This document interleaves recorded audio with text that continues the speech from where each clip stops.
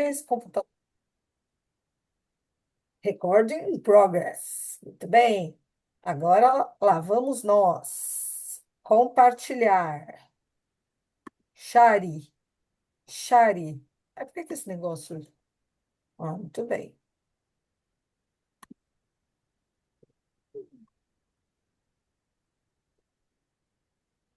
Todo mundo vendo aqui? Sim, sim. Bem, seus bonitos. Gente, eu quero parabenizar essa turma.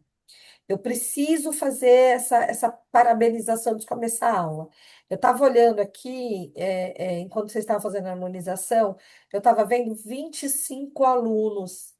A gente começou o ano praticamente com isso e a gente está terminando o ano praticamente com isso, né? Assim, poucos saíram. Alguns saíram, outros chegaram, né? Mas assim, o número não mudou muito. Normalmente sai tanta gente, e vocês ficaram aqui firmes e fortes, continuaram, sabe? Foram seguindo o ano todo. Alguns saíram para trabalhar no centro, porque iam estudar presencial. Então, não é que eles abandonaram, eles foram por outros caminhos, por outros rumos. E eu estou tão feliz com vocês não têm noção do quão orgulhosa eu estou de vocês. Entendeu? Estou muito orgulhosa de vocês. Parabéns. Então, vamos lá. Hoje a gente vai falar, né, sobre o Evangelho segundo o Espiritismo, capítulo 21. Haverá falsos cristos e falsos profetas, e missão dos profetas e prodígio dos falsos profetas. Ok, Minos e Minas? Então, vamos lá. Haverá falsos cristos e falsos profetas, ok? A gente sempre vai ter um serzinho ali que não vai estar de acordo, né? E aí, a gente vai pegar o que Jesus disse.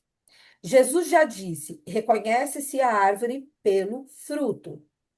Então, qual é a melhor maneira de eu identificar se eu estou lidando com um profeta real, com um Cristo real, ou se eu estou lidando com o falsiê, com o fake, né? Ninguém consegue disfarçar por muito tempo. Ninguém consegue fingir que é alguma coisa por muito tempo, né? As pessoas, elas se mostram. E a gente sempre vai ver que o fruto, ele está ligado à árvore. Porque, por acaso, melão dá em árvore? Embora a jaca dê em árvore, e a gente, se passar por baixo de uma jaqueira, toma, né, corre o risco de tomar uma jacada na cabeça, nem sei se essa é a palavra, mas enfim, vamos fazer um neologismo aqui, se não for, né, tomar uma jacada na cabeça, melão não dá em árvore, melão é rasteiro, né? Então, do mesmo jeito que melão não dá em árvore, a gente não vai ter uma atitude boa numa pessoa que não é boa. A gente não vai ter uma fala bacana em alguém que não tem uma fala bacana. E aí, Jesus já disse lá atrás, né? Porque do que está cheio o coração, disso é que fala a boca.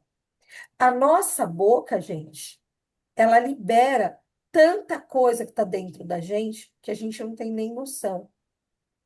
E não só a nossa boca, a nossa expressão, os nossos gestos, a maneira como a gente lida, né? Como a gente responde a determinadas situações. Então, assim, a nossa boca, ela não fala nada vazio, ela fala daquilo que o nosso coração está cheio, né? E aí eu pergunto, são apenas palavras? Todo o problema, gente, né, dos falsos profetas, dos falsos cristos, inclusive dos falsos cristãos, né? Porque nós não somos nem profetas, nem cristos, aliás, muito longe disso, mas somos cristãos. A gente peca, né? Claro que a gente sabe que não existe pecado no espiritismo, mas na expressão né, de forma não literal, mas esqueci a palavra, como uma expressão, né? Nós pecamos apenas pelas palavras? O que que vocês acham?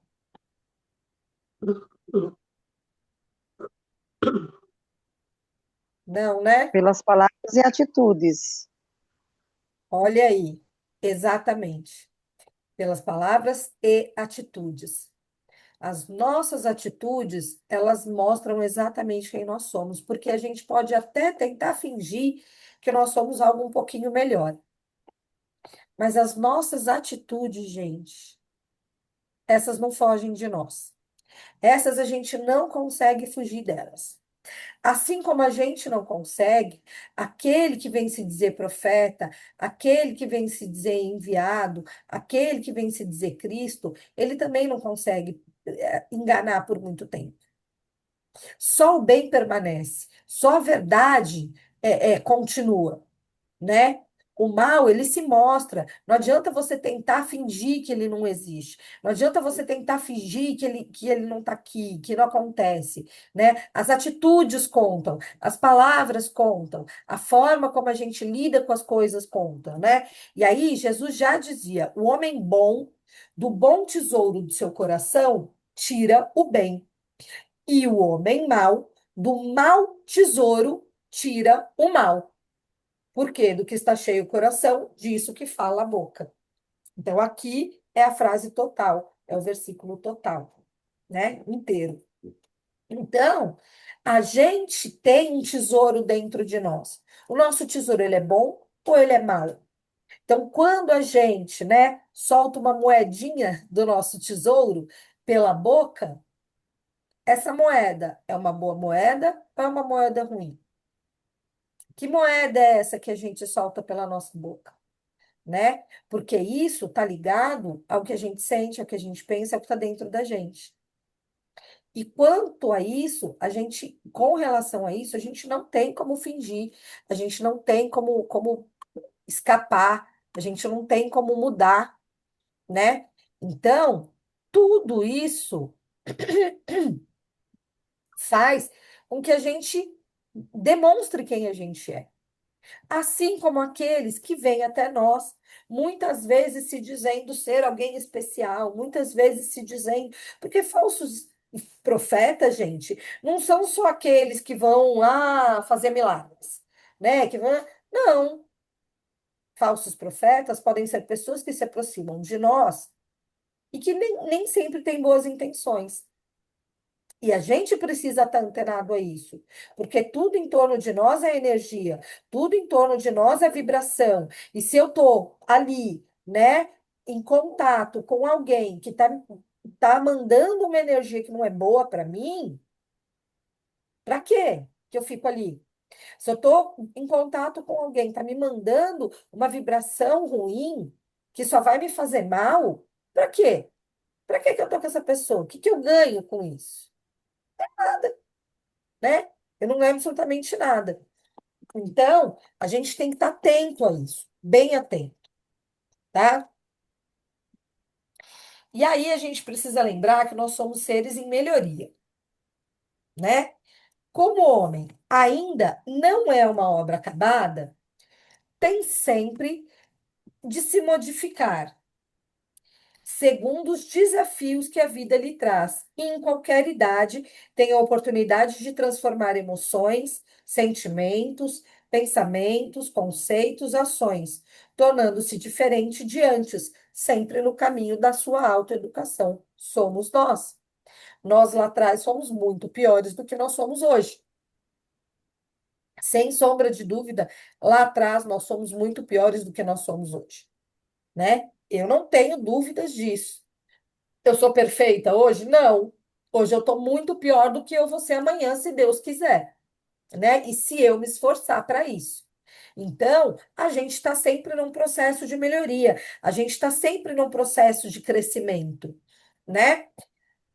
Toda atitude tomada devido a interesses externos que não condiz com o seu íntimo não passa de camuflagem, de hipocrisia, retardando o seu progresso espiritual, trazendo-lhe em um futuro próximo ou remoto consequências desagradáveis. Então vamos lá. Se eu vou agir de uma maneira que não condiz com o que eu penso, que não condiz com o que eu sinto, eu vou responder por isso. Então, não adianta eu fingir que eu estou preocupada com alguém para me aproximar de alguém para tirar proveito dessa pessoa. Eu vou responder por isso, né? A minha a minha atitude que ela é tomada baseada em coisas externas, né? Em ganhos externos, ela não vai me levar a nada. E se dentro de mim, né? Eu eu penso de forma diferente, ou eu quero pensar de forma diferente, né? Eu estou me camuflando. Se eu estou num processo de evolução, eu preciso agir de acordo com aquilo que eu acredito, gente. Ou eu estou melhor, ou eu não estou melhor, né? Acho que eu comentei aqui uma vez com vocês que eu já trabalhei na área financeira da Credit Card. Comentei isso com vocês uma vez, não comentei? Vocês não lembram? Eu trabalhei na área financeira da Credit Card. E aí, o que que acontece? Já era espírita, já estudava, já trabalhava, já dava aula, né? E aí eu fui trabalhar na área financeira, me colocaram lá, eu fazendo aula eu fazendo faculdade de arte com habilitação em teatro, né? Em artes cênicas, me colocam na área financeira da empresa para trabalhar. Eu falei, o que que eu estou fazendo aqui? Aí cheguei lá na área financeira, eu também fazia curso de inglês, não sei o quê. E aí a gente solicitava os materiais, né? A gente solicitava os materiais, e aí um belo dia eu virei e falei assim: puxa, eu estou precisando de uma lapiseira. Eu estou comprando aqui para o pessoal, eu lembrei que eu preciso comprar uma para mim. Aí o rapaz do meu lado vira e fala assim: ah, Cris, pede aí no material da empresa. Eu falei: não, mas não é para a empresa, é para mim. É pessoal. Ele falou, não tem problema, pode pedir, é só uma lapiseira. Eu falei, você tem certeza? Não, pede aí, não tem problema não. Aí eu fui pedir uma lapiseira para quê? Para mim, para eu estudar, para faculdade, para curso de inglês, para mim. Aí a gente também pedia Xerox para uma empresa de Xerox, né, que prestava serviço para a gente. Então a gente também pedia Xerox. Aí eu virei e falei assim: nossa, eu vou conversar com o dono da empresa de Xerox. Como ele pega um monte de Xerox daqui da gente, eu vou ver se de repente ele faz um desconto para mim, para copiar o livro de inglês que eu preciso, né? Para eu fazer meu curso, porque eu não tive grana para comprar, então eu vou ver se ele. Aí ele falou assim: não, Cris, pede aí. Aí eu falei: não. É meu, é pessoal, não é da empresa. Cris, o que, que é uma Xerox? Eu falei, não é uma Xerox, é um livro. O que é isso perto do tanto de Xerox que a gente tira aqui? Isso não é nada, pede. Eu falei, não, mas é colorido. Ele falou, não tem importância. Eu falei, mas, cara, vai na minha que você passa de ano. Pode ter certeza, pode pedir que não tem problema. Aí eu fui pedir o livro. Começou com uma lapiseira, foi para o Xerox de um livro. Aí, um belo dia, ele vira para mim e fala assim: Cris, a gente está com um quadro aqui que uma supervisora pediu, mas não serviu para o que ela queria. Não era isso que ela queria. Ela queria um quadro de cortiça, veio um quadro de metal, super bacana o quadro. Tá parado aqui, ninguém quer esse quadro. Você não quer levar para tua casa? Aí eu falei assim: ué, mas é da empresa. Ele falou: mas ninguém vai usar na empresa. Fica de boa, o gerente permitiu, pode levar. Aí eu fiz assim para ele: não, o gerente permitiu, fica de boa. Era o gerente da área financeira. Só que para eu sair com esse quadro, eu tinha que. O quadro era bem legal mesmo. Aí, só que para eu sair com esse quadro de lá, eu tinha que pegar uma autorização da gerente da Credit Card, para ela me dar autorização para sair, porque eu estava saindo com uma propriedade da empresa, né? Então ela tinha que me dar essa autorização para tirar isso de dentro da empresa. Menina, eu fui levar esse papel para essa gerente assinar, minha mão queimava, mas a minha mão queimava de tal maneira, e eu cheguei assim perto dela, ela, oi, Cris, eu já estava quase assim, não, eu não vou fazer, eu juro, eu prometo, eu não vou mais levar. Ela só falou, oi, Cris, eu já me senti assim, né, como se ela tivesse já dizendo, sua ladra, sua sacana. E aí eu peguei, dei o papel para ela assinar, ela nem olhou na minha cara. Ela sabia que eu era de uma área que comprava coisas, mandava para outra filial, não sei o quê, né? Aí ela assinou, porque ela tinha confiança, eu trabalhava lá há anos, ela assinou. E quando ela entregou para mim, eu me senti a pior pessoa do mundo. E a hora que eu fui sair com aquele quadro, me deu a impressão que eu estava assaltando um banco. Porque, embora eu tivesse a autorização para sair com o quadro, eu tinha medo que algum segurança me parasse e me pegasse. Gente, foi bom isso acontecer, porque isso fez eu entender que a desonestidade ela pode chegar em níveis que a gente não se dá conta, porque a gente começa de muito pouco. Então, se eu pego uma lapiseira, eu posso pegar um quadro. Só que isso não estava de acordo com o que eu estava sentindo. Isso não era algo que eu concordasse. Eu fiz pela conveniência social, porque falaram que eu podia fazer, porque eu me apeguei a essa fala de que eu podia fazer. Só que quem disse que eu podia fazer era um funcionário como eu, não era o dono da empresa. Uma coisa é o dono da empresa te dizer, vai lá, faz, não tem problema, é ele que paga. Outra coisa é outro funcionário da empresa te dizer para fazer, né? Então, eu cara, assim, eu fiquei um ano com aquele quadro parado sem usar o quadro porque eu não tinha coragem de usar, porque eu ainda sentia aquele peso do erro, né? Então não adianta a gente agir fora daquilo que a gente acredita, porque quando a gente age fora daquilo que a gente acredita, a gente tem consequência desagradável. Né? Então a gente tem que agir de acordo com o que acredita. E aí, pensando nisso, qual é a missão dos profetas, né? Pensando nesses profetas, qual é a missão dos profetas, né? Dentro da religião, diz que o profeta é uma pessoa que faz o anúncio ou previsões de desígnios divinos, das circunstâncias ou acontecimentos por inspiração divina. Essa explicação eu peguei no Google, tá? Essa é a explicação do Google.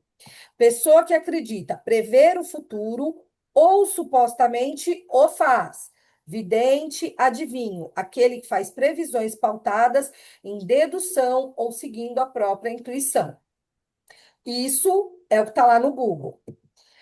Aí tem a explicação da Bíblia. A explicação da Bíblia diz o seguinte: palavra originária do grego que significa aquele que proclama. Proclama. O que é proclamar? É falar, né? É dizer, é conversar, é trazer informação. Os profetas bíblicos falavam principalmente dos males de sua época, mas a profecia bíblica também descrevia o que aconteceria se as pessoas fizessem ou não fizessem determinadas coisas, e o que o profeta esperava para o futuro de seu povo. Alguma novidade? Eu estou dizendo o seguinte. Eu falo para os meus alunos que se a gente não economizar água, a gente vai ficar sem água. Isso quer dizer que eu sou uma vidente? Isso quer dizer que eu consigo prever o futuro? Consigo, mas por lógica, por dedução, pela ciência, porque a ciência me diz isso, né? Eu digo para os meus alunos, se a gente não reciclar o lixo, a gente vai poluir muito mais o mundo e a gente vai ter muito mais dificuldade de sobreviver daqui a uns anos. Eu E assim, e lá atrás eu falava para os meus alunos: ah, você vai agir assim, assim, assado, vai acontecer isso com você. E não é que acontecia? Isso quer dizer o quê? Que eu sou vidente, que eu sou uma profeta, que eu faço profecias? Não, gente. Isso quer dizer que eu entendo como as coisas funcionam, eu entendo o rumo natural das coisas, e aí, por uma dedução lógica, eu entendo o que vai acontecer. Ok? Aí eu fui lá, estava dizendo assim, né? No sentido evangélico, lá no, no Evangelho, tá? No Evangelho segundo o Espiritismo está essa explicação. No sentido evangélico, a palavra profeta tem uma significação mais ampla, aplicando-se a todo enviado a Deus, com a missão de instruir os homens e de lhes revelar as coisas ocultas, os mistérios da vida espiritual. Um homem pode, portanto, ser profeta sem fazer predições. Na verdade, né? O sentido evangélico da coisa. O que que é um profeta? É uma pessoa que é enviada de Deus, que vem para instruir os homens e revelar coisas que eles ainda não enxergaram. É porque ele prevê o futuro? Não, não é porque ele prevê o futuro. É porque ele é um ser iluminado que tem uma condição de enxergar à frente, porque ele tem uma evolução maior que a minha. É isso. Assim como os cientistas, né, lá de trás, eles conseguiam prever coisas, eles conseguiam descobrir coisas, eles conseguiam saber coisas que a galera da época não conseguia. Galileu, ele descobriu que a Terra era redonda, todo mundo achava que a Terra era quadrada, e através da ciência ele descobriu que a Terra era redonda. E ele precisou voltar atrás nessa afirmação para ele não ser queimado pela igreja, né? Para ele não ir vivo para a fogueira, como um herege. E aí ele desmentiu, mas ele sabia a verdade. Ele sabia que a Terra era redonda e as pessoas não tinham condições de entendê-lo naquele momento. Quer dizer que ele era um vidente? Não. Quer dizer que ele era um homem da ciência que estudava e percebia coisas que as pessoas não percebiam naquele momento. Um profeta é alguém que tem uma evolução maior que a minha. Então, ele tem uma amplitude de visão muito maior que a minha. Não necessariamente ele precisa fazer premonições. Ele pode, porque ele entende o caminho das coisas, tá? Mas não porque ele tem alguma coisa. Não, é porque ele é um espírito mais adiantado, tem mais conhecimento do que eu, e o espírito dele já está carregado de informações que o meu ainda não está. Então, ele chega que ele consegue fazer isso. Ele está mais conectado com Deus. Então, ele tem intuição, ele tem inspiração, né? Por quê? Porque ele está conectado com os espíritos de luz, tá? Normalmente, porque ele, obviamente, é um espírito de luz. Tá certo? Tranquilo até aqui, gente? Sim. Sim. Então vamos lá. Prodígios dos falsos profetas. Gente, o que é prodígio? Prodígio é uma coisa excepcional, extraordinária, incomum, sobrenatural. É um milagre, uma maravilha. É uma pessoa que demonstra possuir uma inteligência extraordinária ou um talento excepcional para a sua idade. Gênio, portento. Isso eu retirei do dicionário, tá? O pai dos burros que me falou isso. Então, essa é a ideia de prodígio. Prodígio é alguém muito inteligente que tem né, um talento incrível. Só que também a ideia de prodígio, aqui dos falsos profetas, é a ideia de algo que é incomum, que é sobrenatural, que é, ó, maravilhoso, um milagre, excepcional, né? E Cristo disse o seguinte: surgirão falsos cristos e falsos profetas, que farão grandes prodígios e coisas surpreendentes, a ponto de enganar, se fosse possível, até mesmo os escolhidos. Então, Jesus disse isso lá atrás. No final do Sermão da Montanha, Jesus disse isso. Surgirão falsos cristos e falsos profetas, e eles vão fazer prodígios tão grandes e coisas tão surpreendentes a ponto de enganar, se fosse possível, até os escolhidos, até os discípulos de Jesus, até quem realmente tivesse condição de entender isso, né? Eles vão fazer, ele disse lá atrás. Os prodígios e os milagres, eles eram vistos como o quê? Como fenômenos excepcionais. Quando a gente fala de prodígio, quando a gente fala de milagre, a gente está falando de um fenômeno excepcional, ok? E aí eu vou, é, e aí eu vou trabalhar com essa ideia, tá? Que o prodígio é algo excepcional. Já nos textos sagrados, né? O que os textos sagrados falam? Que algo excepcional, né? Um fenômeno excepcional é alguma coisa que é fora da lei da natureza. Então, se eles diziam que um fenômeno excepcional é algo que está fora da lei da natureza, é algo que eles não compreendem, né? Se eles diziam isso, eles diziam o quê? Que era sobrenatural. Então, o que não se conhece parece-se ser sobrenatural, mas depois de conhecido, torna-se natural. Então, os prodígios que eram feitos naquela época pareciam extraordinários, porque as pessoas não tinham conhecimento suficiente para entender o que estava acontecendo, para conhecer as coisas. Então, parecia sobrenatural. Mas a partir do momento que a ciência veio e explicou muita coisa, isso se tornou uma coisa natural. Deixou de ser extraordinário, né? Porque virou algo natural.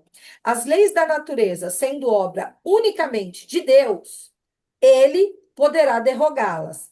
Mas o simples bom senso diz que não pode ter dado a esses seres inferiores e perversos o mesmo poder. Gente, veja bem, vamos voltar aqui. Ele está dizendo que o fenômeno excepcional é fora da lei da natureza. Então, ele está dizendo o quê? Que é uma coisa sobrenatural. Só que a gente precisa entender que tudo foi criado por Deus. Se tudo foi criado por Deus, só Ele pode derrogar, pode mudar, pode retirar, pode transformar, só Ele, mais ninguém. Quiçá nós, pequenos verminhos, né, possamos fazer isso. Não, não. É dizer que a gente tem o mesmo poder de Deus, ok?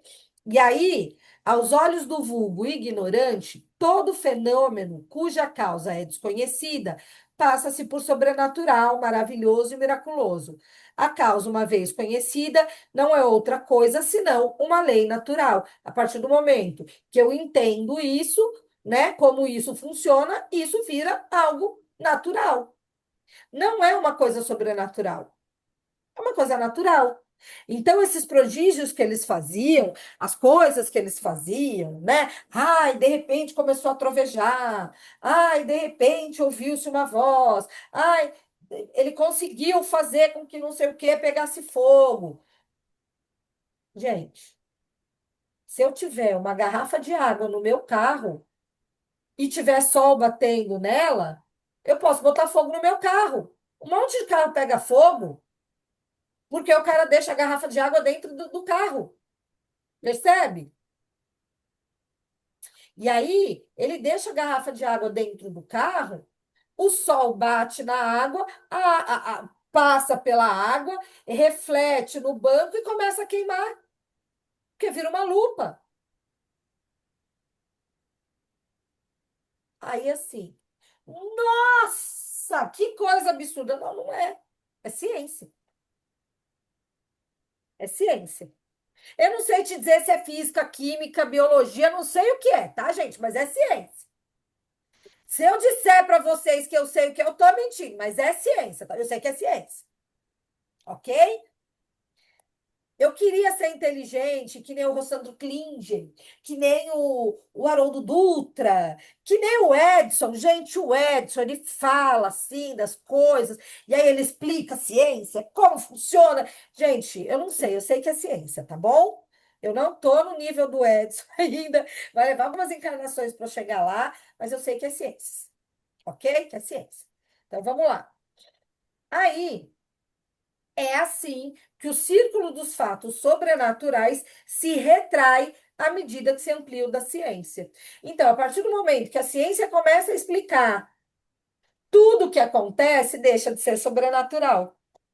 Então, os fatos, as coisas sobrenaturais, elas deixam de ser sobrenaturais. Por quê?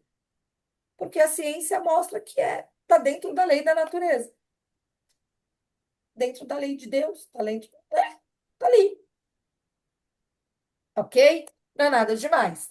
Vocês lembram do Mister M? O Mister M fazia exatamente isso. O que que ele fazia? A gente não sabe que tem os preste... Essa palavra é bonita, né? Vou gastar agora. Que tem os prestidigitadores. Todo mundo que sabe o que que é prestidigitador?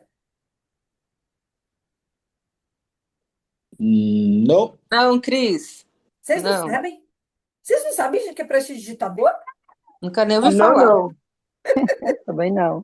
Então, eu vou falar aqui que é prestidigitador, gente. Prestidigitador é mágico.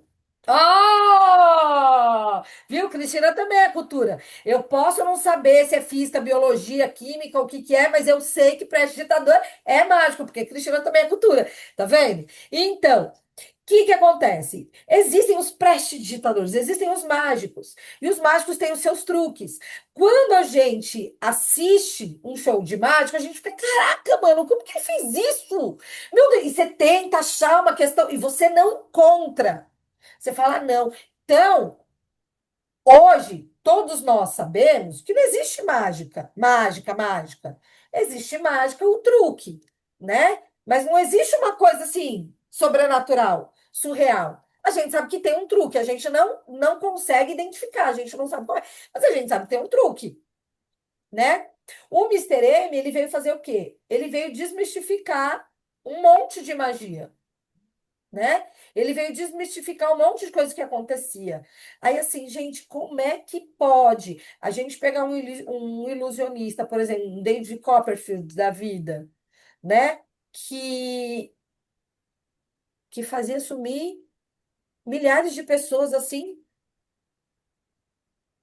na frente de todo mundo. Você fala, como isso? A gente não sabe, porque esse segredo o Mister M não nos contou, né? Mas é exatamente isso. A gente achava que a magia era uma coisa assim fantástica, miraculosa, e quando o Mister M chegou e começou a desvendar os segredos dos mágicos, essa magia deixou de ser uma coisa excepcional. Virou uma boa técnica, virou um truque bacana, mas deixou de ser uma coisa excepcional, porque não era, né? Então, o que os falsos profetas fazem muitas vezes, né? Faziam e fazem, não quer dizer que eles tenham grandes poderes, quer dizer que talvez eles tenham um conhecimento que a gente ainda não tem, eles descobriram alguma coisa que a gente ainda não descobriu, e aquilo pode parecer excepcional para a gente, mas está dentro da lei da natureza, ok? E aí o espiritismo, ele revela outra categoria bem mais perigosa de falsos profetas, né? São esses falsos profetas que se encontram não entre os homens, mas entre os desencarnados.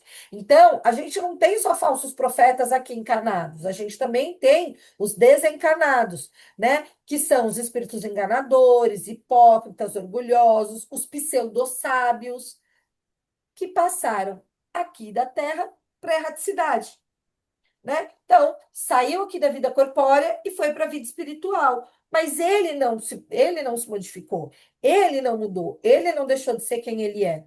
Ele só mudou de estado, né? Deixou de ser carne para ser só espírito ou perispírito, ok? Mas ele continua sendo quem ele é, do mesmo jeito. E aí, muitos deles vão. O que é um pseudo-sábio? É alguém que parece saber, mas não sabe. É alguém que fala palavras bonitas, mas não te diz nada. Ele usa um monte de palavras. A gente costuma dizer, quem é do teatro entende bem esse personagem, né? Tem um personagem na comédia dell'arte chamado Dottore. O doutor é um pseudo-sábio. Ele usa palavras rebuscadas, refinadas, difíceis. Ele usa a norma culta e ele não diz absolutamente nada. Todo mundo acha que ele está falando uma coisa incrível e ele não está dizendo nada. Nada. Né? Ele vai dizer que do abissal da natureza recai sobre o universo cósmico constante da vida a certeza pulsante de que tudo conjumina de acordo com. Entendeu? O que eu disse, gente? Eu falei bonito, mas não falei nada. Eu não falei nada. O doutor, ele fazia isso. Ele dava assim um discurso discurso enorme, fazia um discurso, e as pessoas achavam ele inteligentíssimo, porque ele falava super bem, mas ele não falava nada. Ele não falava nada. E um pseudo-sábio é isso. Então, tem espíritos por aí que falam palavras muito bonitas, têm uma eloquência, né, bacana, falam muito bem, mas não te dizem nada. A mensagem não tem profundidade, não fala do que realmente precisa ser dito, do amor, do perdão, de Deus, de Jesus, né? Não tem, é vazia, tá? Utilizam-se para isso de médiums que aceitam as suas ideias polêmicas e absurdas. Também utilizam-se sem escrúpulos de nomes conhecidos e de muito respeito entre os homens. Então vem aqui e fala assim, gente, eu sou Oswaldo Cruz. Era Oswaldo Cruz? É Oswaldo Cruz, né, Sérgio? Esqueci o nome. É, né? Eu sou Oswaldo Cruz. Eu sou Pasteur. Inventei a vacina lá, antirrábica. Eu sou Thomas Edison, inventei a lâmpada. Eu sou, eu sou Galileu, que descobriu que a Terra é redondinha, né? Usa nome de pessoas que são muito Einstein, ou então espíritos muito elevados, né? Ah, eu sou da equipe de Maria. Eu sou a, não sei se ela tem um braço direito e se tem um nome. Você sabe se Maria tem um braço direito, Sérgio? Celina. Celina. Celina. Então, assim, eu sou Celina, né? Então, assim, gente, não dá. Eu fazia parte de um centro pequeno, aconchegante, gostoso. A gente sempre fazia o estudo de livros, né? A gente, o Evangelho segundo o Espiritismo, depois o Livro dos Espíritos, depois começamos a pegar as obras do André Luiz, e o nosso estudo era um círculo, a gente lia trechos, ia falando, ia explicando, e cada dia era uma pessoa que falava, né? E a gente trazia exemplos, então a gente estudava juntos. E aí. Um dia era esse, aí tinha esse estudo, e depois desse estudo tinha o desenvolvimento mediúnico. E chegou na casa um médium. Ah, eu já trabalhava, não sei o quê. Né? Bom, vamos para a mesa, vamos ver como é que tá a sua mediunidade, né? Aí levamos, ele começou a receber psicografia, pictografia, né? Aí toda semana ele recebia uma mensagem de Maria, de Maria, Maria. Não é a Maria da esquina, é a Maria Mãe de Jesus. Gente, vocês acham mesmo que a Maria vai ficar vindo dar mensagem? Com tanta coisa que ela tem para fazer e com tanta gente que tem para dar mensagem, você acha que ela vai ficar vindo para dar mensagem? E toda semana, só com ele? Aí a gente tentou conversar com ele, a gente tentou explicar a situação, a gente tentou falar um pouquinho sobre fascinação, né? Sobre. Não adiantou. Ele não aceitou, ele se afastou do centro e a gente falou: tudo bem, a gente gostaria que você aprendesse, mas se não dá, vai com Deus. Porque aqui não dá para ter uma pessoa falando que está recebendo mensagem de Maria toda semana. Às vezes ele trazia mensagem de casa, que Maria ia lá na casa dele e falou: Ô, senta aí, ó, que eu preciso. Anota aí uma mensagem que eu preciso. Gente, aonde que Maria, no meio do dia, vai lá dar uma mensagem pro cara? Né? Então.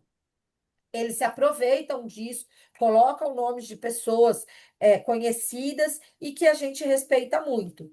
E são esses espíritos que semeiam a discórdia entre os grupos espíritas, que os levam a isolarem-se uns dos outros e olharem-se com desconfiança. Cegos são os homens que se deixam enganar por eles de maneira tão grosseira. Vocês vão ler o livro Aconteceu na Casa Espírita. Eu não lembro em qual ano, mas vocês vão ler o livro Aconteceu na Casa Espírita. Esse livro, ele fala claramente sobre isso. Ele fala claramente como os espíritos eles vão se infiltrando nas brechas que tem no centro, através dos trabalhadores desavisados, né? Através dos trabalhadores que não ficam atentos. E aí eles vão usando essas brechas e eles vão criando picuinhas entre os trabalhadores, eles vão criando picuinhas entre as situações, eles começam a fazer com que os trabalhadores comecem a questionar os dirigentes do centro, o presidente do centro, né? E aí vai criando um clima e muitos centros acabam ruindo por causa disso, gente. Ruindo, literalmente, tá? Quando dois princípios se contradizem, aquele que encontrar repercussão e simpatia será o de menor, aquele que encontrar maior repercussão e simpatia será o de maior valor. Não é lógico que uma. Ah, volta, rapaz. Ah, meu Deus, para onde vai parar isso? Tá, peraí. Aqui. Não é lógico que uma doutrina cujo número de adeptos diminua progressivamente possa ser mais verdadeira que outra, na qual o número de adeptos aumente continuamente. Deus, querendo que a verdade chegue a todos, não a limita em um círculo fechado e faz com que ela surja em diferentes lugares, a fim de que em toda parte o conhecimento esteja ao lado da ignorância. Então vamos lá, gente. Só tem espírito de luz no centro? Só Não, o centro Não, espírita tem isso? não, com certeza. Não. Só o centro espírita carrega toda a verdade do mundo? Não, não, exatamente. Por quê? Porque Deus quer que a verdade chegue ao maior número de pessoas. Então, ele faz com que essa verdade esteja em todos os lugares. Então, todas as religiões, todas, sem exceção, têm a verdade divina. Cada um com uma mudança ou outra, com uma ideia ou outra, que é colocada pelo homem. Mas a ideia central do Cristo, ela está ali. O budismo enxerga o Cristo como como assim, ele foi um grande homem. É isso. O judaísmo foi um grande homem. É isso, né? É isso. Não é nada de especial, não é nada demais. Só que, assim, todas essas religiões trazem a questão da bondade, do perdão, do amor. Todas elas trazem cuidado com o próximo, ajuda, gentileza. Todas elas trazem a mesma coisa. Seja o Alcorão, seja os Vedas, seja o que for, e seja a religião que for. Eles falam a mesma coisa. Por quê? Porque Jesus faz com que essa verdade chegue a todos e não fica num círculo só, né? Tem uma historinha, vou contar rapidinho para vocês uma historinha. A gente, trabalhando no centro espírita, um dia um colega nosso falou que eles estavam chegando no centro,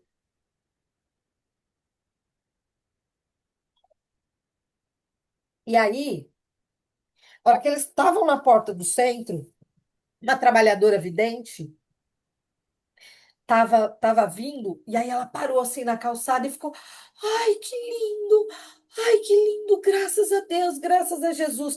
E ela falou que ela estava vindo, que ela estava vendo assim, um monte de espírito iluminado vindo, sabe, cheio de luz, vindo cantando pela calçada, vindo assim na direção do centro, vindo na direção do centro. Ela, ai, que bênção! Olha que espíritos lindos que estão vindo no nosso centro e não sei o quê. Nananã, nananã, nananã. De repente, os espíritos viram e entram num outro lugar, que era uma igreja evangélica que tinha perto do centro. E aí ela deu aquela assim, ela dá aquela brochada, assim, sabe? Aí eu falei assim, nossa, o que que foi? Eu falei assim, entraram na igreja evangélica. Por quê, gente? Vai ter espírito de luz em qualquer lugar onde se fale de Cristo. Todas as religiões falam, falam daquilo que Cristo vem ensinar. Elas podem até não ser cristãs, mas elas falam daquilo que Jesus vem ensinar, né?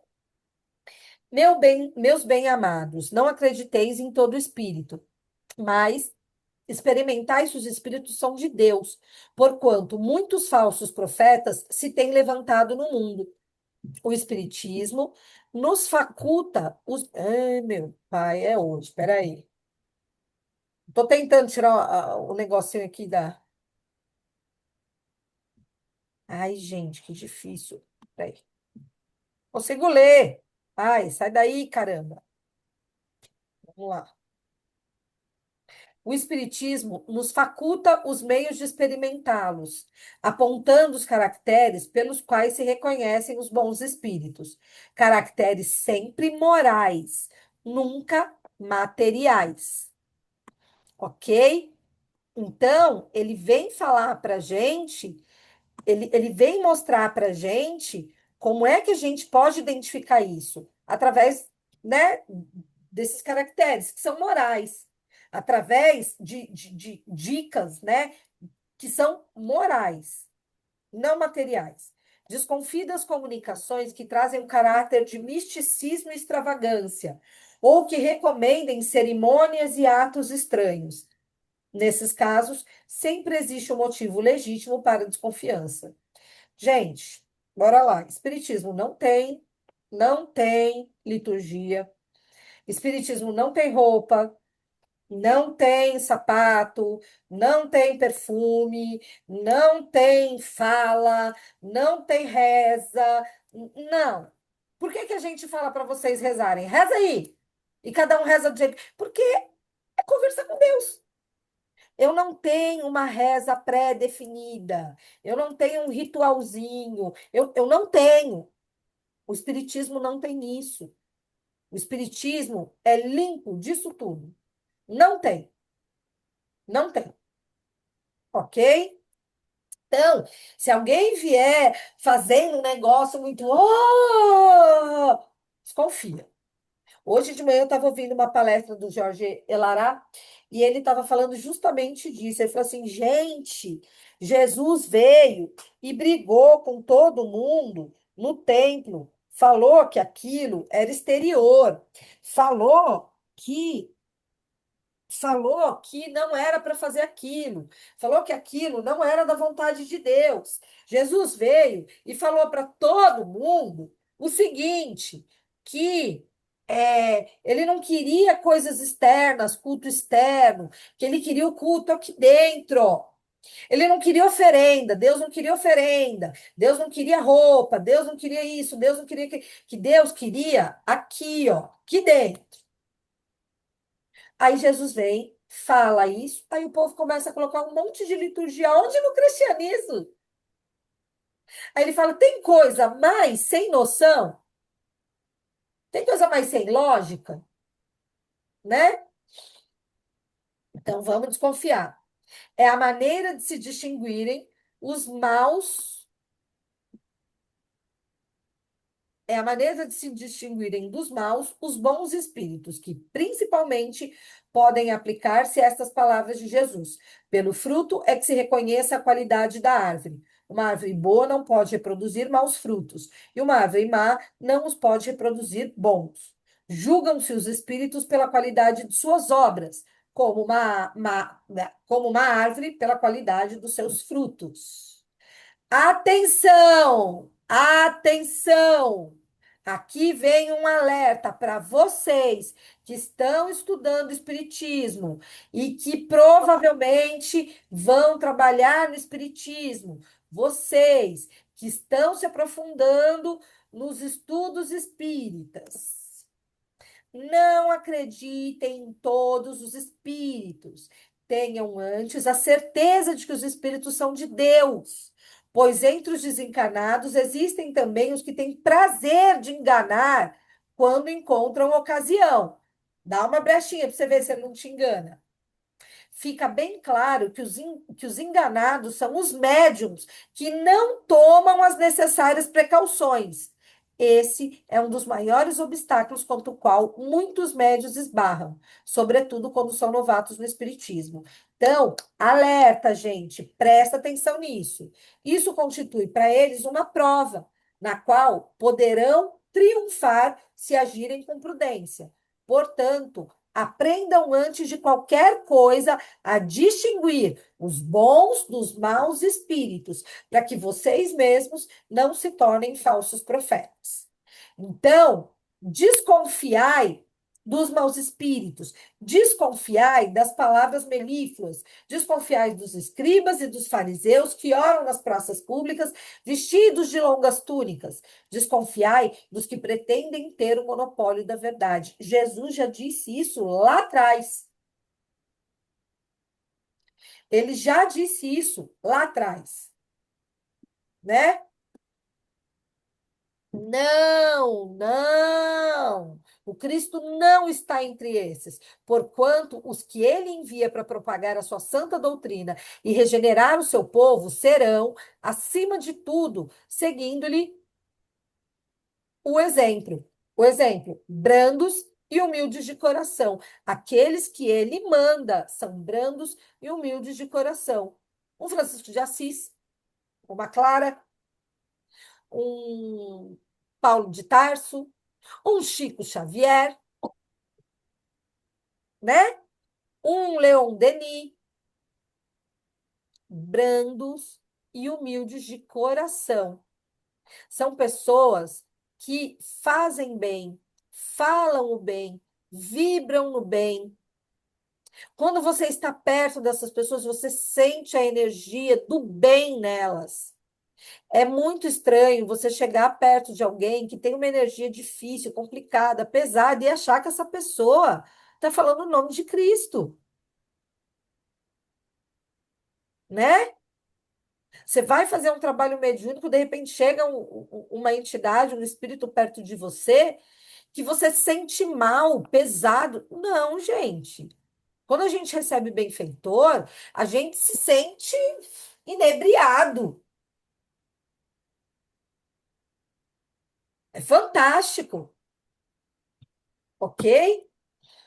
Não existe, nas palavras de Jesus, qualquer espécie de reprimenda à árvore que. Gente, esse texto está no Evangelho e eu trouxe ele, é grandinho, mas eu trouxe ele inteiro, porque eu achei muito importante falar sobre isso, tá? Eu achei muito importante falar sobre isso. Não existe, nas palavras de Jesus, qualquer espécie de reprimenda à árvore que produz maus frutos, e nem palavras de louvor à que produz bons frutos. É apenas uma constatação.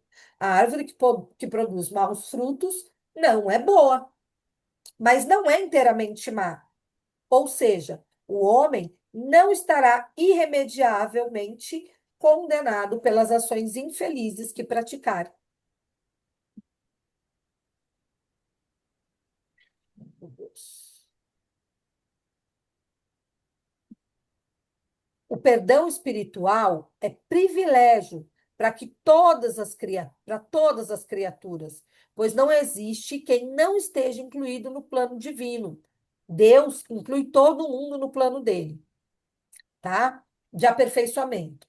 Na sequência, o mestre nos ensina: a árvore que produz bons frutos não é má, mas Jesus também não a considera inteiramente boa, pois assim como o homem transitoriamente bom é capaz de atitudes insatas, o homem temporariamente mau também é capaz de gestos de elevada nobreza. Ninguém é só maldade e ninguém é só bondade, principalmente aqui na Terra. Estamos todos nesse misto, tá? Cada uma delas se revela no estágio em que se encontra, ou melhor, uma não é boa ainda e a outra não é má de todo, mas ambas atingirão o supremo bem de onde originalmente saíram. A árvore simboliza o homem. Os frutos são os pensamentos, os atos e as obras. A qualidade dos pensamentos, atos e obras revelam o grau de adiantamento moral em que cada um se encontra. Tudo bem até aqui, galera? Sim. Então, Sim. vamos lá. Aí a gente vai, eu olhando aqui o relógio para ver como é que eu tô, né? A gente vai para essa parte, né? Que é a 23, que é o capítulo 22, quer dizer, né? Que é o seguinte: não separe o homem o que Deus uniu. Ai, ai, o amor é lindo, somebody love. Vamos lá. Não separe o homem o que Deus uniu, ok?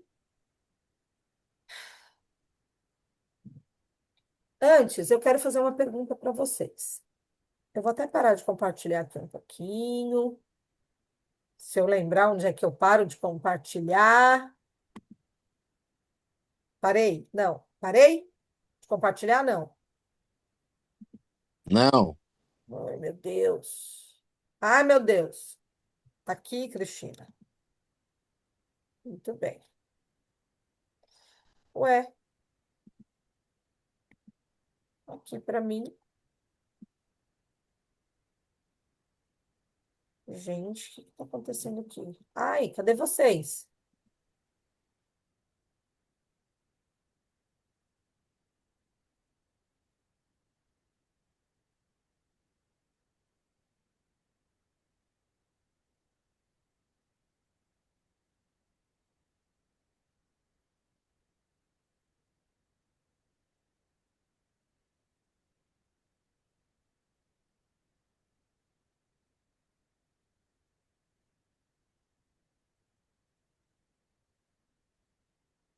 Agora sim. Parou, né? Então tá. Pessoa atrapalhada, viu? Então vamos lá, gente. O negócio é o seguinte: o que que significa o casamento para vocês? O que vocês acham que Jesus quis dizer quando ele falou para não separar o que Deus uniu?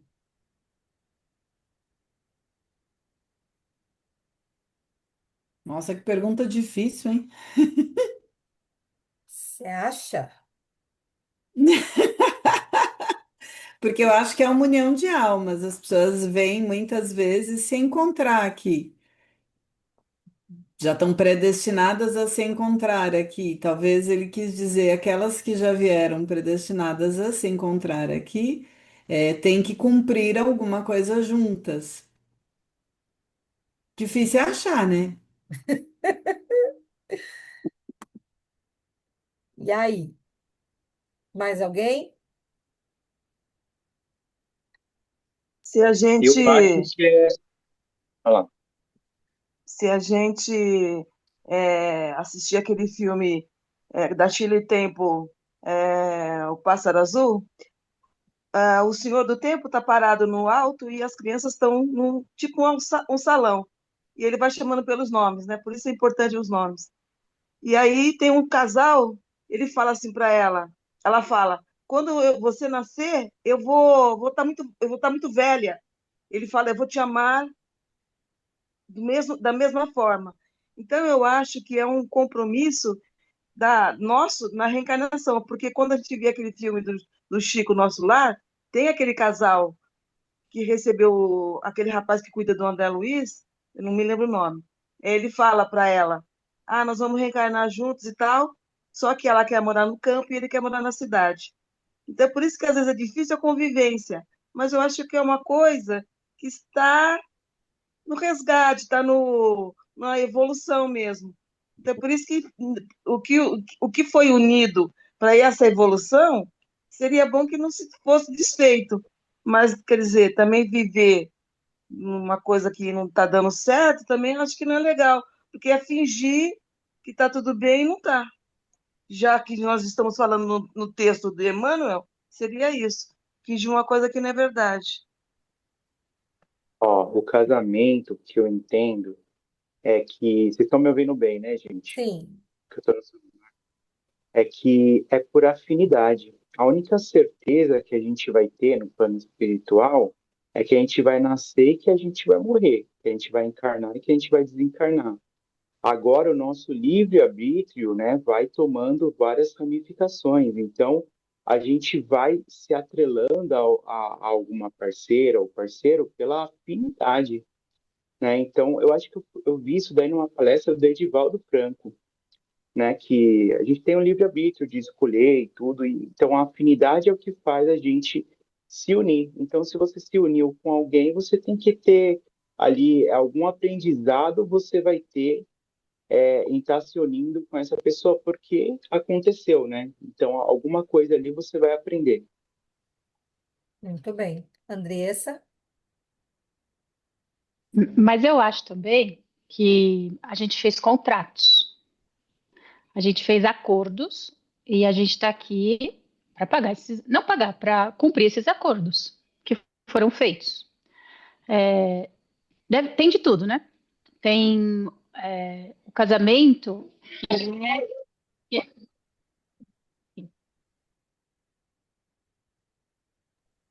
Estou ouvindo meu cachorro? Tá latindo? Desculpa. Não. Tá bom, desculpa. Não. Tá bom. Então, eu acho que. E a gente está aqui exatamente para essa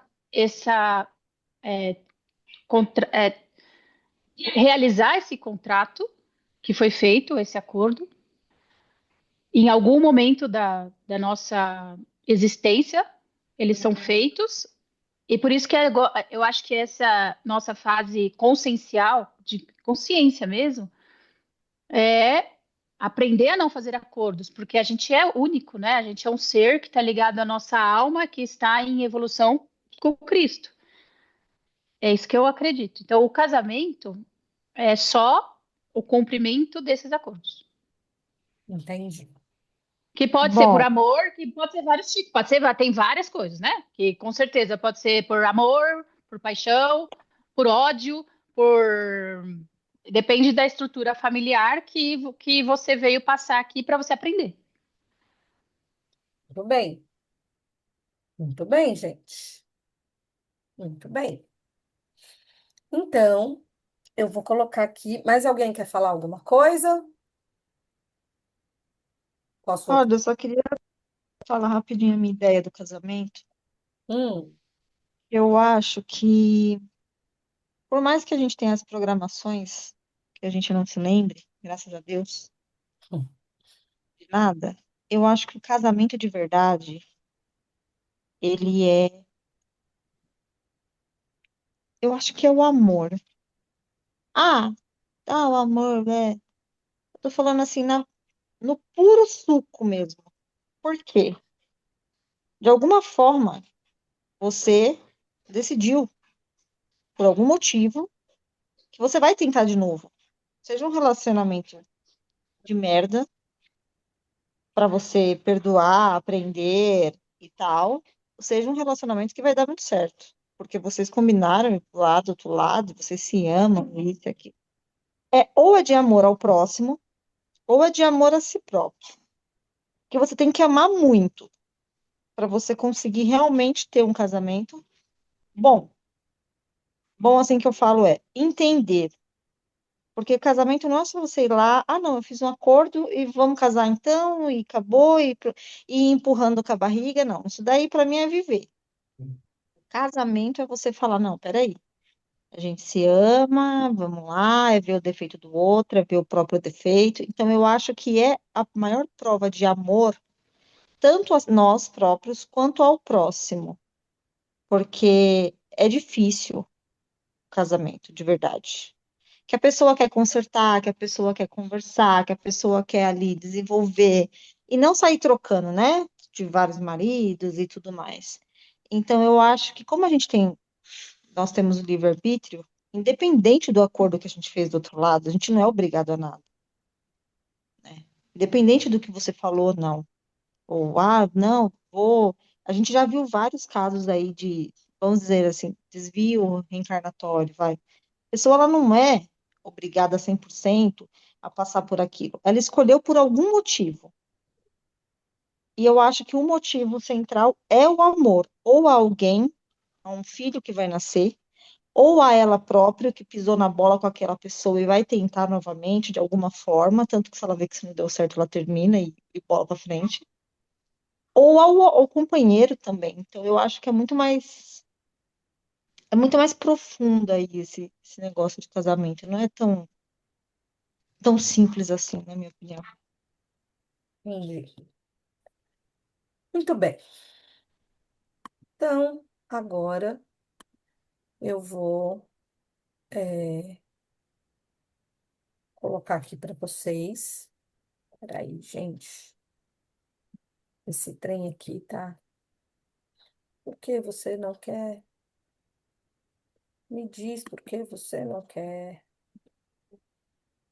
Então, vamos lá. Que o homem não separe, né? O que Deus uniu. Então, tá. Então, lá vamos nós. É, Mas por que então? Ai, não, meu Deus. Voltar. Peraí. Oh, meu Deus, tá difícil hoje, hein? Peraí. Tá. Aí, tá lá no Evangelho assim. Também os fariseus vieram ter com ele para o tentarem. Tá lá na Bíblia. E lhe disseram: Será permitido a um homem abandonar sua mulher por qualquer motivo? Ele respondeu: Não lestes que aquele que criou o homem, desde o princípio, os criou macho e fêmea? E disse: Por essa razão, o homem deixará seu pai e sua mãe e se ligará à sua mulher, e não farão os dois, senão uma só carne? Assim, já não serão duas, mas uma só carne. Não separe, pois, o homem o que Deus juntou. Então, Jesus, ele fala essa frase nesse contexto. Tentaram, né? Os fariseus estavam tentando, eles sempre tentavam, né? Colocar Jesus numa sinuca de bico, achando que iam conseguir prejudicá-lo, que iam conseguir fazer com que ele desse uma resposta incoerente, né? E aí ele colocou isso. Então, não separe, pois, o homem o que Deus juntou. Aí eles falam assim, mas por que então, retrucam, né? Ordenava a Moisés que o marido desse à sua mulher um escrito de separação e a abandonasse? Aí Jesus falou, foi por causa da dureza do vosso coração que Moisés permitiu despedisseis, né? Ou abandonassem vossas mulheres. Então, gente, ele vai lá e fala, mas Moisés falou. Por quê? Ele falou, porque vocês são ruins, né? Vocês são pessoas tão ruins que Jesus acabou tendo que dizer isso, né? Mas no começo não foi assim, porque eu vos declaro que aquele que abandona a sua mulher, né? Despede a sua mulher, abandona a sua mulher, a não ser em caso de adultério, e desposa outra, comete adultério. E que aquele que desposa a mulher que o outro abandonou, né? Também comete adultério. Então, o que que Jesus disse? Jesus disse assim, que o homem ele não pode abandonar a mulher, a não ser que seja por adultério. Mas se ele abandonar a mulher e ele casar com outra mulher, ele também está cometendo adultério. E se ela casar com outro homem, o homem que casar com ela também está cometendo adultério, né? E Jesus, ele veio falar isso, por quê? Por que que Jesus veio falar isso, né? Porque era uma maneira de fazer com que eles não fazer com que houvesse alguma meu Deus, como que é a palavra, gente?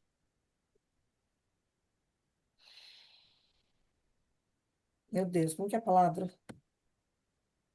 Consequência, né? Fazer com que houvesse alguma consequência.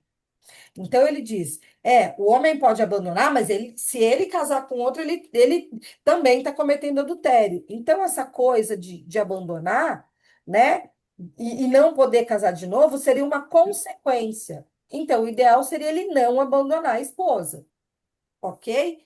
Porque somente o que provém de Deus não está sujeito a mudanças. O que vem dos homens está sujeito a modificações de acordo com a época, local e com o progresso da inteligência.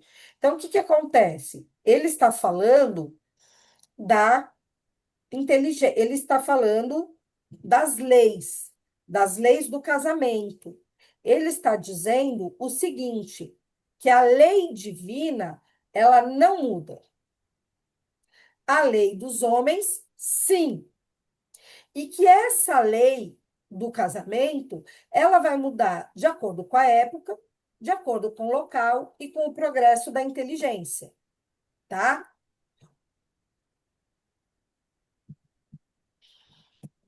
Nossa, parece que está faltando aqui. Acho que eu coloquei mais para frente. Será que eu mudei os slides? Vamos lá.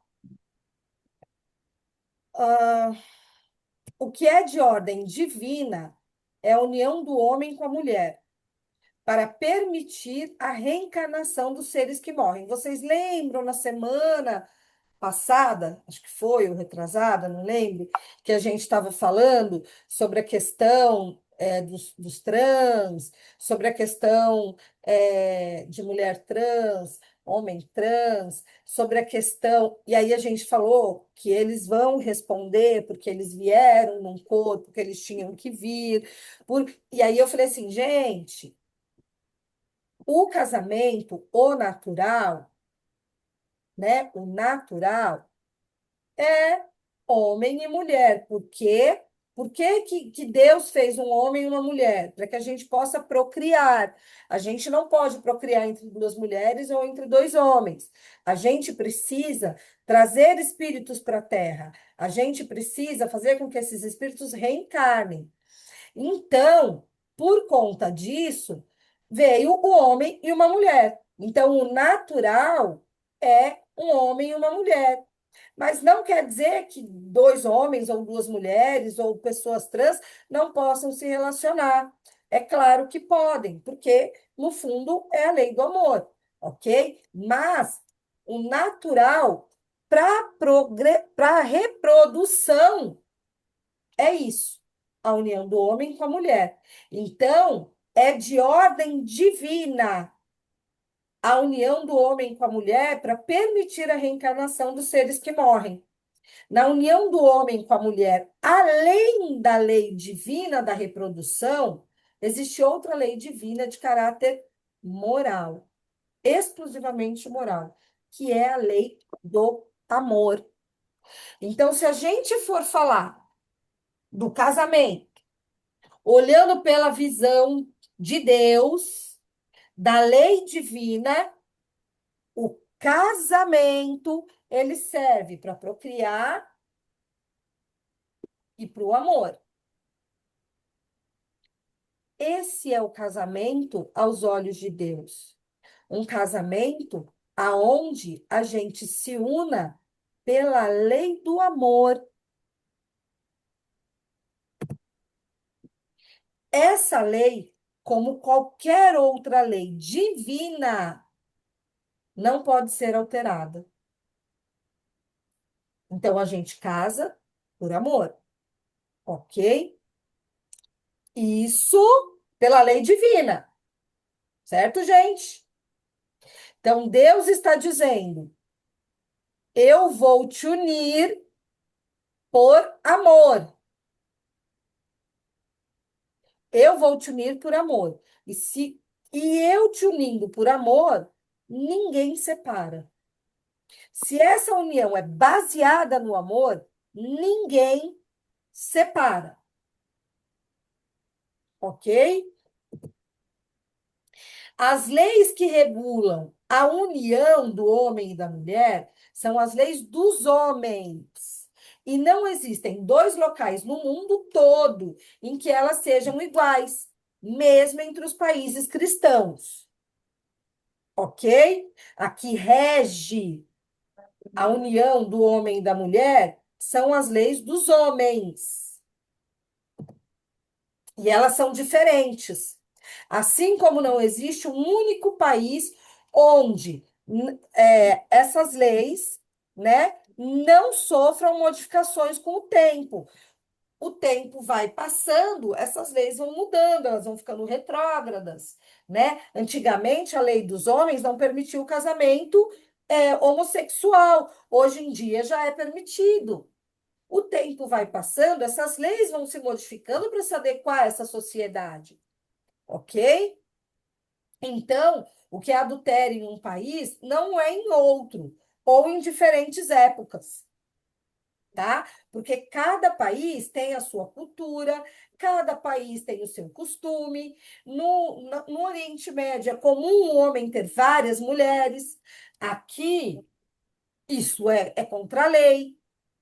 Então, isso varia de cultura para cultura. Então, não são essas leis que regem essa ideia de que o que Deus uniu, o homem não separa. Aqui a gente está falando de lei dos homens, ok?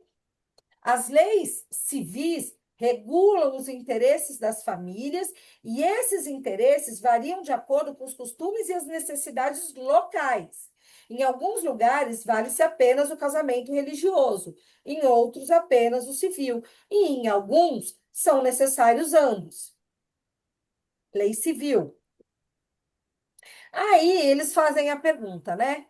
Será então desnecessária a lei civil, precisando o casamento voltar a ser regido pelas leis da natureza?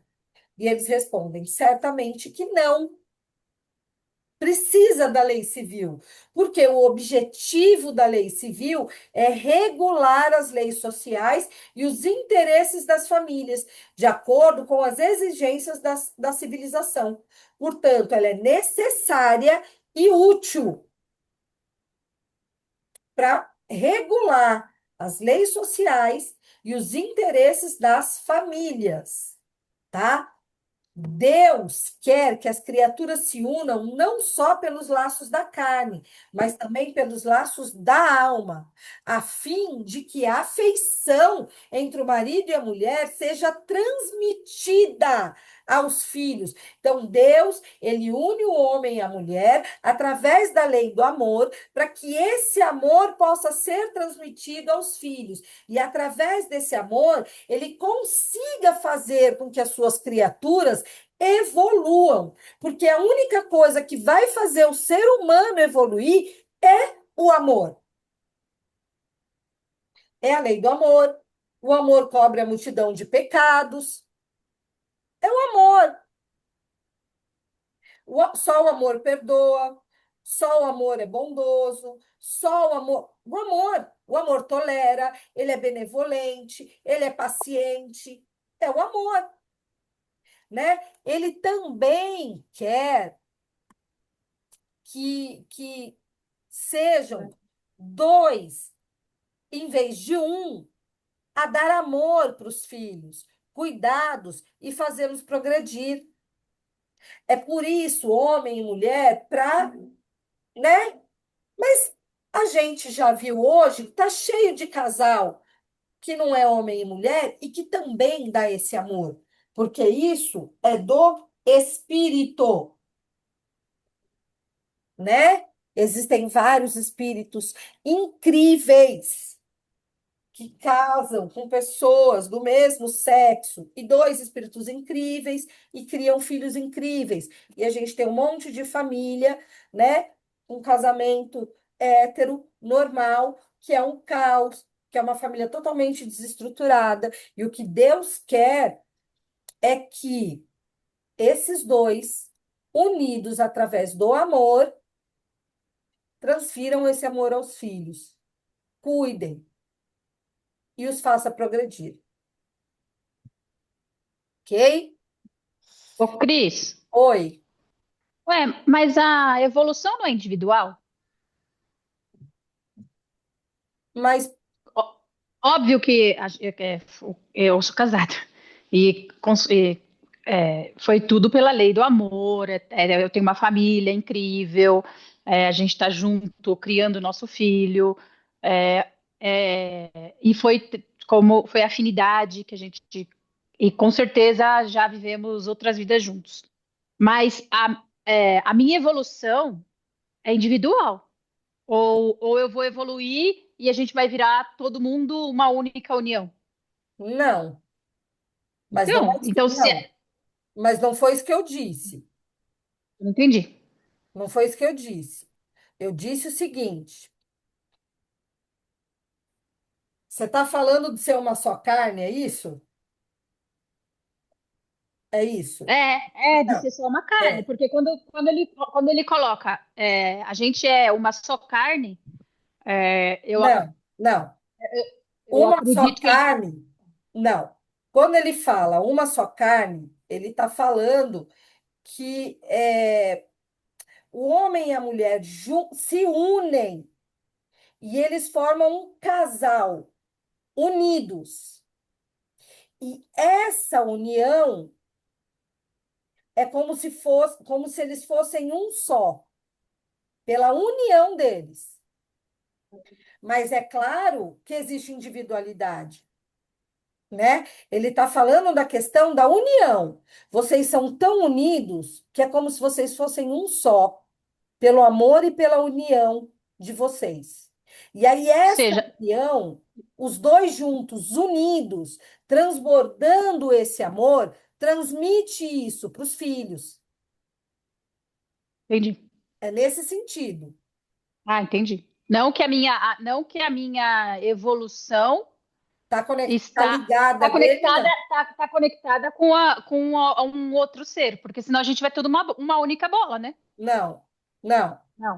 A Ah, sua tá bom. evolução é sua, dele é dele. E vocês podem Tá. evoluir juntos. Um pode ajudar o outro.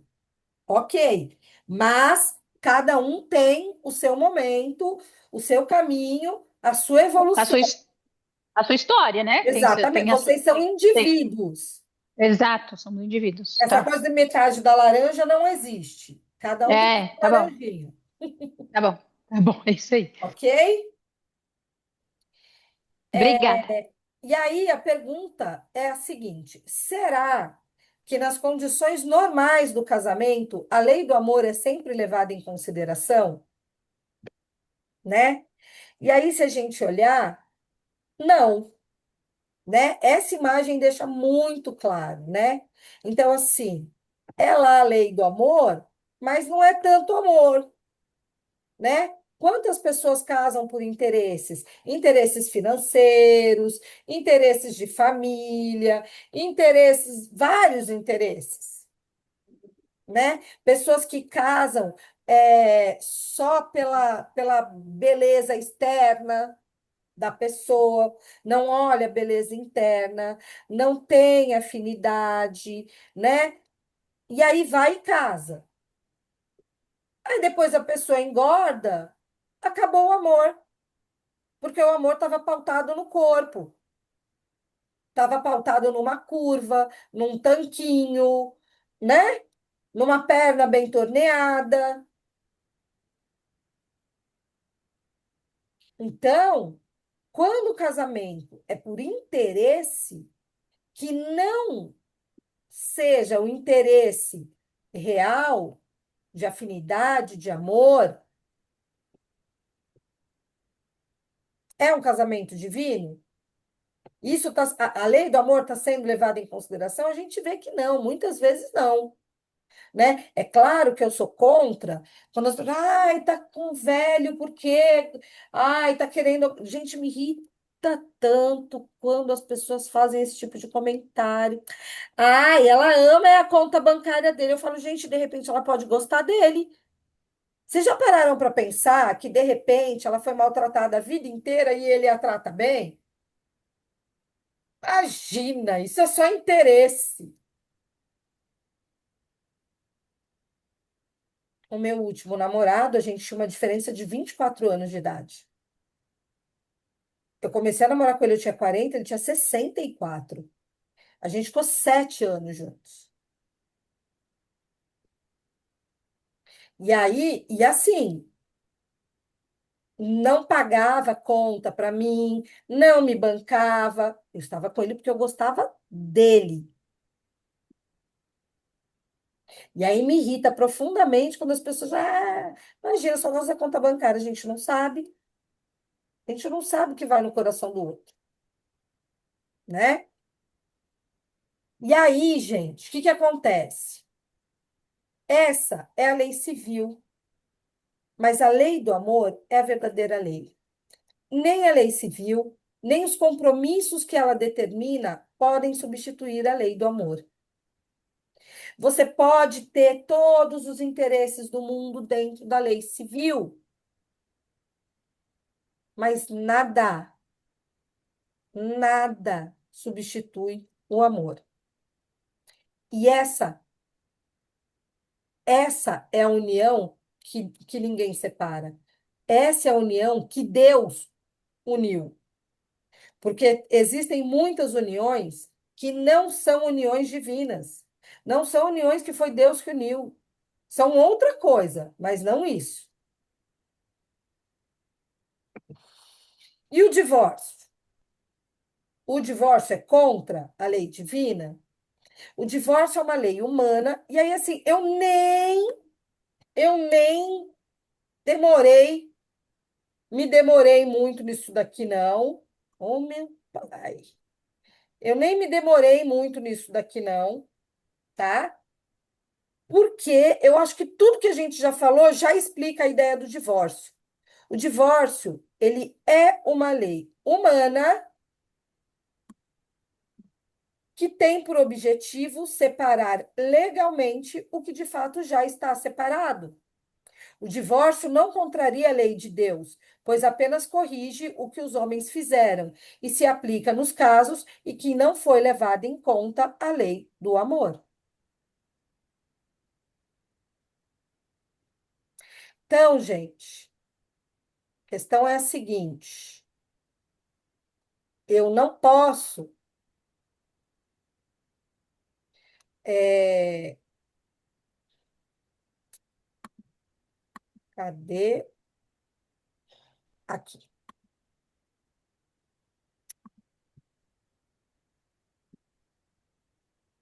Hoje eu tô atrapalhada, viu? Eu vou falar que eu tô atrapalhada? Tô. Não vou mentir. Então, assim, o que que acontece? Eu não me alonguei na questão do divórcio, até porque depois de tudo que a gente falou, eu acho que fica muito claro que quando a gente fala de divórcio, a gente está falando de uma coisa que não foi unido por Deus, porque o que é unido por Deus é através da lei do amor. E, gente, quando a gente fala através da lei do amor, aí vocês vão ficar pensando assim, mas espera aí, e o resgate? E a prova? E aquele ser que a gente tem que lidar com ele, porque a gente. Isso também não é lei do amor? Quando a gente vem para resgatar, também não é a lei do amor que está em jogo? Que está em voga? Quando a gente vem para resolver uma situação que a gente não tinha resolvido, isso não é a lei do amor? Não é Deus nos dando a chance de refazer? Foi unido pela lei do amor. A gente tem vários casos, e eu não quis colocar na aula, porque eu achei desnecessário colocar nessa aula isso, né? Mas a gente sabe que a gente tem casos de violências domésticas, a gente sabe que a gente tem casos de pessoas que sofrem muito, de pessoas que têm relacionamentos tóxicos, abusivos, que nos fazem mal. E Deus não quer que a gente viva uma vida de sofrimento, de tortura, de dor, de tristeza. Deus não quer isso. Isso não nos faz evoluir. O sofrimento nos faz evoluir, mas o sofrimento que tinha que acontecer, um sofrimento bem vivido, um sofrimento que traz aprendizado, né? Porque Tem muito espírita que tem esse negócio. Não, você está sofrendo, meu filho. Isso está sendo bom para você, porque o sofrimento limpa a alma. Gente, ninguém veio para sofrer e Deus não quer que a gente sofra, tá? Deus não vai querer que a gente permaneça num casamento onde a gente vai estar apanhando todo dia, onde a pessoa vai impedir a gente de ter uma religião, de ir num centro espírita, numa igreja, num terreiro, num templo, num culto. Não, não, não é isso, ok? Dúvidas, galera?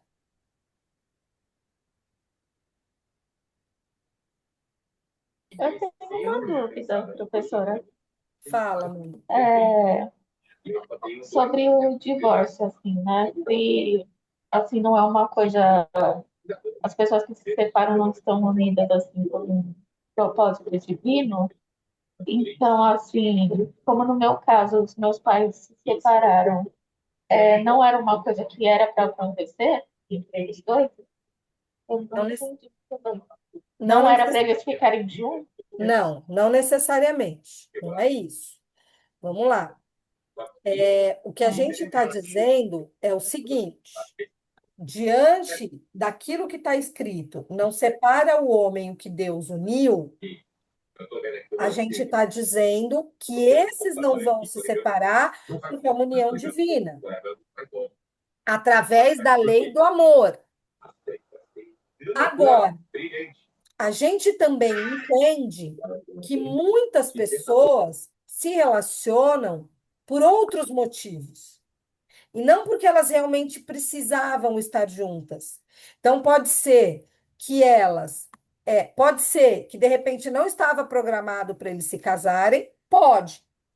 Pode ser que eles estavam programados para se casarem, para lidar com situações que eles tinham que lidar, mas eles não conseguiram lidar com todas essas situações nesse momento, né?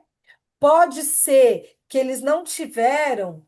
é, Pode ser tanta coisa, entende, Amanda? Não é que não seja divino, né? Veja bem, ainda assim eles casaram, ainda assim eles formaram uma família, ainda assim eles tiveram filhos, né? Então, assim, é claro que isso tudo é divino. Essa família, essa família que foi formada, existe amor, essa possibilidade de trazer outro. Porque, assim, mesmo quando as pessoas casam, sem ser por amor, Deus aproveita essa situação para fazer coisas boas. Então, um casal, às vezes eles casam, não necessariamente pelo motivo certo, mas Deus manda um filho. E eles amam esse filho. Eles dão a oportunidade desse filho reencarnar. Eles dão uma vida tranquila. Às vezes eles até se separam, mas ainda assim eles oferecem muito amor, muito carinho, muita reciprocidade para esses filhos, né? Então, sim, é a lei do amor em voga, né? Em ação, tá? Então, assim, não É, dizer que não, que eles não, não, eles não tinham. A gente não sabe. A gente nunca vai saber. Mas, de qualquer forma, pode ser, sim, que eles estavam programados, mas, de repente, eles não seguraram a barra. Eles tinham que passar por coisas que eles não conseguiram lidar, sim, faz sentido. tá bom? Tá bom. Tudo bem, gente? Tudo bem, pessoal? Cris, podemos ir para o encerramento? Sim. Tudo bem, pessoal? Alguém Tudo. contra? Não, Estamos aqui. não. Excelente, então. Gente, de acordo com o avançado da hora, nós estamos aí a 4 minutos para as 10. Vocês foram excelentes, a aula foi bastante intensa. Dona Vilma, está preparada para as vibrações? Perfeito. Sim. Aline, tranquilo para fazer a prece final? Sim. Beleza. Então, Gente, obrigado. Cris, obrigado. Obrigado pela participação de todos. Vibrações, quando você quiser, dona Vilma, em seguida, a Aline, e encerramos por hoje. Tranquilo? Se quiser parar a gravação, Cris, é com você. Senhor Jesus, vibremos por todos aqueles